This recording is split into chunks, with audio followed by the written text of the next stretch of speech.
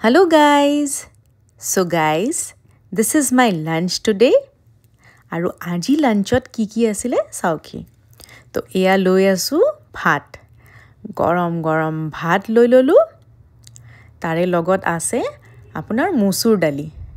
মই আগতো কৈছো আপোনালোকক যে মই মসুৰ দালি খাই খুব ভাল পাওঁ আৰু মসুৰ দালিৰ লগত এটা ভাজি মোৰ লাগিব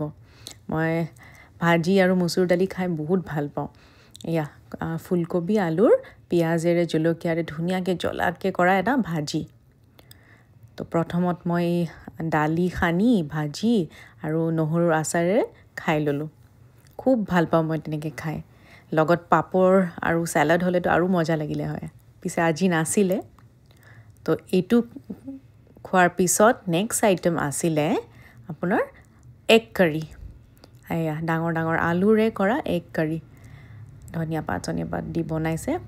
খুব ভাল লাগিছে এটু খাই তো গাইজ এয়াই আছিলে আজি মোৰ লাঞ্চ আপোনালোকে কিহেৰে লাঞ্চ কৰিলে হেতু মোক জনাব কিপ ফলোইং মি বাই